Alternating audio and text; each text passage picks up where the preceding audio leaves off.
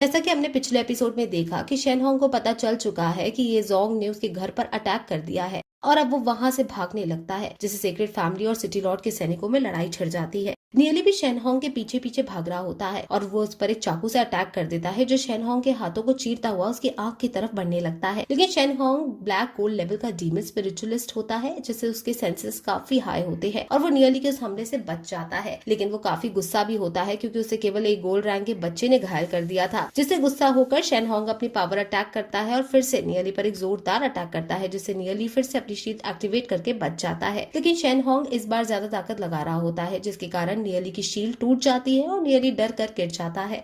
लेकिन तब नियली शेनहोंग से कहता है कि अब तुम मेरी एक secret technique blood explosion technique से बचकर दिखाओ, जिसे सुनकर शेनहोंग थोड़ा घबरा जाता है। फिर नियली शेनहोंग पर कुछ फायरबॉल्स फेंकता है, जिससे बचने के लिए शेनहोंग पीछे हटता है और नियली उसे देखकर हंसने लगता है। और शेनहोंग समझ जाता है कि ये कोई टेक्निक नहीं थी और नियली ने उससे बचने के लिए चाल चली थी। अब नियली वहाँ से भागने लगता है और तभी शेनहोंग के आदमी भी वहाँ आ जाते हैं और वो अपने आदमियों के साथ नियली का पीछा करने लगते हैं। तब ये जू भी अपने सैनिकों से नियली की मदद करने को कहता है और सोचता है कि सीक्रेट फैमिली ने सिटी लॉर्ड के बेंचन के पास इतने सारे ब्लैक गोल्ड लेवल के आदमी छुपा रखे थे, तो क्या शेनहोंग का शुरू से ही सिटी लॉर्ड के बेंचन पर अटैक करने का प्लान था? और उन आदमियों में से ज्यादातर आदमी डार्क गिल्ड के होते हैं। अब नियली शेनहोंग और उसके आदमियों से बचकर भाग रहा होता है। तभी वो एक तालिस्मान एक्टिवेट कर देता है, जिसमें बहुत बड़ा एनर्जी का ड्रैगन बाहर निकलता है और शेनहोंग और उसके आदमियों पर हमला कर देता है। अब वो स्क्रोल लेजेंडरी लेवल का होता है, तो वो ड्रैगन शेनहोंग के आदमियों को मार देता है, लेकिन शेनहोंग बच जाता है। तब शेनहोंग सोचता है कि लेजेंड रैंक की पावर की टेक्निक्स अब तक केवल ये मुंह ही यूज कर सकता था, क्योंकि वो खुद एक लेजेंडरी लेवल वॉरियर है। लेकिन अब नियरली गोल्ड रैंक पर होते हुए भी स्क्रोल की मदद से लेजेंडरी रैंक की पावर यूज कर सकता है,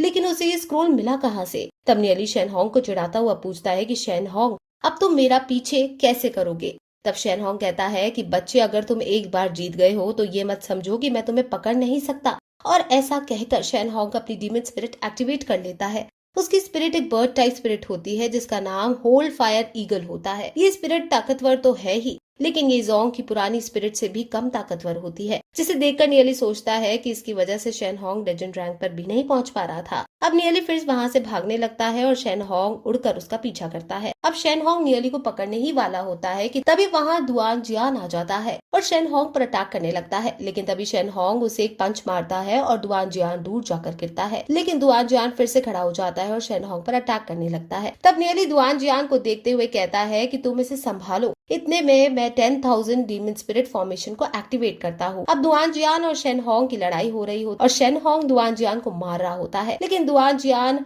हार नहीं मानता और उससे लड़ता रहता है। असल में दुआन जियान की बॉडी बहुत पावरफुल होती है और वो शेनहोंग के सारे अटैक्स को केवल अपनी बॉडी से झेल रहा होता है। वही दूसरी तरफ सिटी लॉर्ड के लोगों को सीक्रेट फैमिली के लोगों के बीच भी लड़ाई चल रही होती है। अब शेनहोंग और दुआन जियान के बीच बहुत तेज लड़ाई चल रही होती है, लेकिन शेनहोंग उसे जीत नहीं पाता और दुआन जियान उसे अपने साथ लड़ाई में उलझा कर रखता है, जिससे नियली वहां से बचकर निकलने लगता है। शेनहोंग और दुआन जियान की लड़ाई को देखकर बाकी लोग भी सोचते हैं कि दुआन जियान इतनी मार खाने के बाद भी लड़ रहा है और उसके शरीर पर ज्यादा चोट के निशान भी नहीं है, और सब उसकी फिजिकल ताकत देखकर हैरान होते हैं। ये शू भी कहता है कि दुआन जियान की बॉडी ड्रैगन्स की तरह मजबूत है, इसलिए वो शेनहोंग से कम ताकतवर होकर भी शेनहोंग का सामना कर पा रहा है। ये शू ये भी कहता है कि अगर मैं और ये शाओ दोनों मिलकर शेनहोंग से लड़े तब भी हम उसका सामना नहीं कर सकते, जबकि हम दोनों ही ब्लैक गोल्ड लेवल के हैं, लेकिन दुआन जियान अकेले ही शेनहोंग को रोक कर रख रहा है।